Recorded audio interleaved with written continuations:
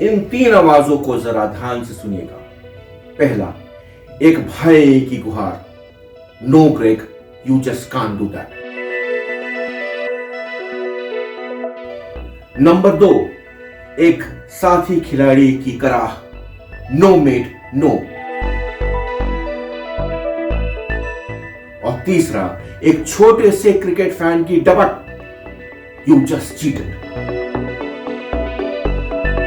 क्रिकेटबाज में आपका स्वागत है। मेरा नाम है आनंद। आज से ठीक 40 साल पहले 1 फरवरी 1981 को एमसीजी के ग्राउंड पे कुछ ऐसा हुआ था जिसने क्रिकेट के हलकों को झकझोर करके रख दिया था।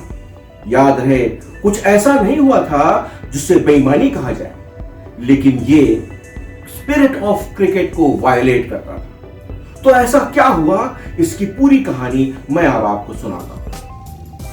ये वो वक्त है जब वनडे क्रिकेट अब डे नाइट फॉर्मेट में भी खेला जाता था। कैरी पैकर, जो ऑस्ट्रेलिया में एक मीडिया बैरन थे, उन्होंने जम के क्रिकेट में पैसा लगाया और अब वनडे क्रिकेट में खिलाड़ी रंगीन कपड़े, डे नाइट मैचेस, सफेद बॉल और ब्लैक साइड स्क्रीन का इस्तेमाल करके मैचेस खेलते थे। क्रिकेट में अब पैसा बहुत आने लगा। साफ है, क्रिकेटर्स पे प्रेशर भी होने लगा कि आप ज्यादा से ज्यादा मैच खेलें। यानी वो टेस्ट के अलावा वो पूरी वनडे सीरीज खेलते थे जिसके वो अब तक आदी नहीं। ऐसी ही एक सीरीज ऑस्ट्रेलिया में खेली जाती थी, ट्राई सीरीज। इसी ट्राई सीरीज में ऑस्ट्रेलिया का बेस्ट ऑफ 5 फाइनल में न्यूजीलैंड से मुकाबला था। 2 मैचेस के बाद दोनों टीम ने 1-1 मैच जीता और सीरीज 1-1 की बराबरी था। अब कारवां एमसीजी पहुंचा। ऑस्ट्रेलिया ने पहले बल्लेबाजी की। ग्रेग चैपल, जो ऑस्ट्रेलिया के कप्तान थे, उन्होंने 90 रन बनाए और ऑस्ट्रेलिया ने न्यूजीलैंड के सामने 236 रनों का टारगेट रखा। अब सीधे आते हैं दूसरी पारी की आखिरी ओवर। ऑस्ट्रेलिया के सबसे घातक गेंदबाज तब डेनिस लीडी थे, लेकिन ग्रेग चैपल, जो अब तक इतने प्रेशर में थे, उनकी गणित गड़बड़ा गई और उन्होंने डेनिस लीडी के सारे ओवर्स पहले ही खत्म कर दिए। लिहाजा आखिरी ओवर के लिए उन्होंने अपने छोटे भाई ट्रेवर चैपल को बुलाया और फिर ट्रेवर चैपल ने इस ओवर को फेंकना शुरू किया। पहली 5 गेंदों पर 2 विकेट गिरे और 8 रन बने। यानी आखिरी बॉल पर 7 रन बनाने थे जीतने के लिए और 6 रन बनाने थे मैच टाई करने के लिए। लेकिन मैच जीतने का इतना प्रेशर था ग्रेग चैपल के ऊपर कि वो अपने भाई के पास गए और उनसे कान में कुछ कहा। इसके बाद ग्रेग उन 2 अंपायर्स के पास गए और उन्होंने भी कुछ कहा। इसे देख ऑस्ट्रेलिया के विकेट कीपर रॉड मार्श समझ गए कि क्या होने वाला है। उन्होंने अपने कप्तान ग्रेग से कहा, no mate no. Rod Marsh बिल्कुल नहीं चाहते थे कि जो होने वाला है वो हो। अब आगे बढ़ते हैं ट्रेवर चैपल की तरफ। ट्रेवर चैपल आए, उन्होंने गेंद फेंकी, लेकिन ये ओवर आर्म नहीं, अंडर आर्म थी। क्रिकेट के नियमों के मुताबिक उन दिनों अंडर आर्म गेंद अलाउ था, लेकिन ये स्पिरिट ऑफ क्रिकेट को पूरी तरह से वायलेट करता था, उसकी धज्जियां उड़ाता था। पूरा ऑस्ट्रेलिया गुस्सा हो गया। उस गेंद का सामना कर रहे न्यूजीलैंड के बल्लेबाज मैकनी ने उस गेंद को सीधे खेला और बल्ला अपना फेंक दिया।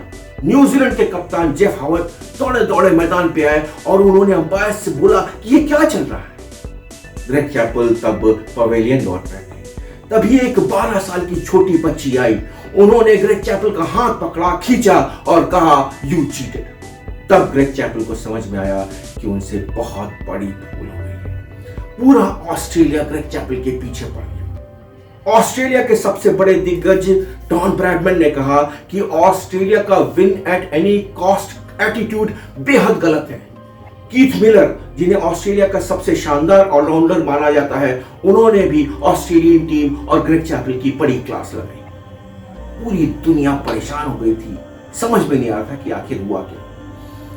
बहुत जल्द इस नियम को ब्लैकलिस्ट कर दिया गया और अब कोई भी अंडर आर्म बॉलिंग नहीं कर सकता है। ऑस्ट्रेलिया ने उस मैच को जरूर जीता 6 रनों से, लेकिन कहीं ना कहीं क्रिकेट की हार हुई।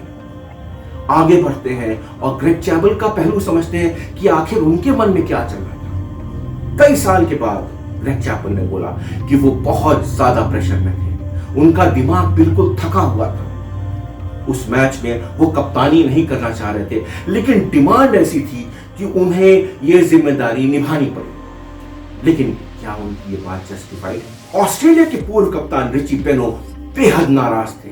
I think it was a very poor performance, one of the worst things I have ever seen done on a cricket field. उन्होंने ये भी कहा कि ग्रेग चैपल की गणित ने जवाब दे दिया, नहीं तो डेनिस लिली आखिरी ओवर करते और ट्रेवर चैपल से गेंदबाजी कराने की नौबत ही नहीं आती। आज उस घटना को बीते 40 साल हो गए।